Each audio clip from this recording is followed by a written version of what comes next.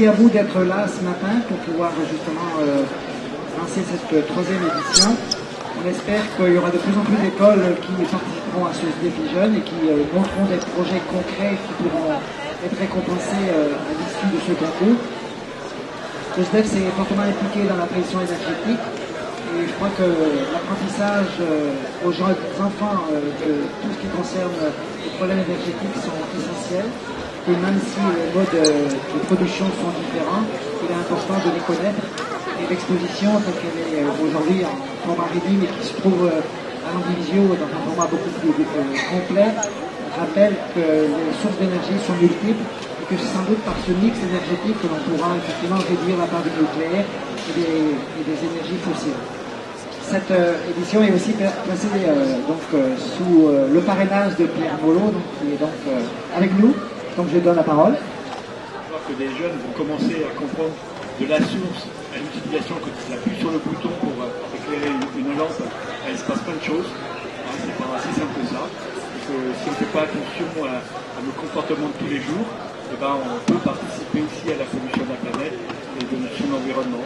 Donc bien comprendre comment fonctionne l'énergie, c'est aussi bien connaître aussi sa façon d'être pour que tous les animaux, les végétaux et le plancton, puisque c'est le sujet, ces petits micro-organismes qui vivent dans l'eau, puissent continuer à vivre pour que demain les générations futures puissent sur une planète vivable. Je voulais juste rajouter que c'est une exposition qui est très intéressante, qui se trouve donc à l'Andivisio et qui peut être abordée par toutes les écoles. Et c'est vrai que les animations par les petits débrouillards expliquent bien aux enfants toutes les sortes d'énergie qu'on a aujourd'hui de par le monde, avec tous les développements et tout ce qui se fera dans le futur. Bon vent à cette troisième édition et puis on attend les projets qui seront donc peut-être certains récompensés.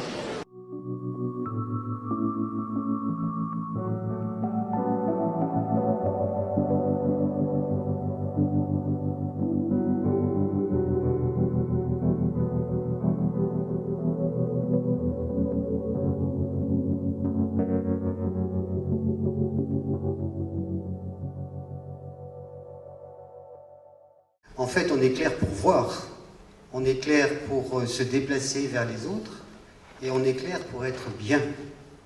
Alors tout ça, ça se décline, parce que finalement, le voir passe par la vision.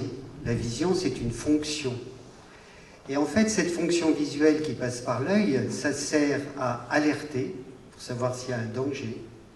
Une fois qu'on est alerté, on regarde. On va essayer d'identifier quel est ce danger. Une fois qu'on va regarder, on a attiré le regard, on va voir. On va essayer de mieux discriminer ce danger.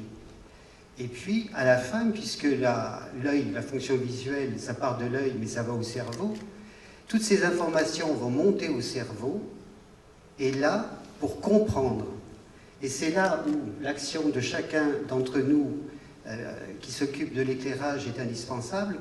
On comprend pour agir, pour faire quelque chose. On comprend pour admirer, y compris l'éclairage de nuit, se lever la nuit, effectivement. On voit pour contempler, et on voit également, la fonction visuelle sert à rêver. La devise que nous prenons et que nous défendons régulièrement, c'est tout ce qui a été dit aujourd'hui pour aboutir à éclairer juste. Et éclairer juste, c'est éclairer une tâche visuelle qui est nécessaire pour l'homme, pour tous les jours, dans toutes ses activités, quand il se lève le matin et quand il rentre son véhicule le soir chez lui. Donc chaque tâche visuelle a besoin d'un éclairage particulier pendant une durée donnée et sur des situations ou dans des situations très précises. Donc l'éclairage, c'est pas forcément quelque chose qu'on met, qu'on jette et qu'on distribue de façon homogène. C'est des usages spécifiques, des besoins spécifiques de l'homme. Et nous nous attachons à la FE, avec tous ces collèges et tous ces experts, d'essayer de guider, d'aider les gens vers les meilleures méthodes et les meilleures technologies pour qu'ils puissent réaliser des projets comme celui dont on parle aujourd'hui, l'île de Sein. Et une des grandes spécificités donc, du projet de l'île de Sein, comme on disait, c'est le fait que tous les points soient connectés. Et là, en l'occurrence, les 88 points lumineux de l'île de Sein sont des points connectés. On peut avoir du retour d'infos de leur consommation, donc voir si on économise bien l'énergie qu'on a engagée. Et on peut aussi adapter l'éclairage à la vie des gens. Et donc, comme on évoquait un peu avant le débat avec Monsieur le maire, il y a des endroits où on se rend compte au bout d'un an qu'on suréclaire, ou d'autres endroits peut-être où on sous-éclaire. Et donc, au bout d'un an, on va être amené à se revoir pour réfléchir à comment on adapte et comment on se met un peu plus au service du citoyen. On a commencé donc la première tranche de travaux, c'était une vingtaine de points en 2012. Le constat qu'on a fait à ce moment-là, quand on a commencé, c'est que du fait qu'on faisait de la voirie, on repensait tout aussi. On redisposait les points lumineux.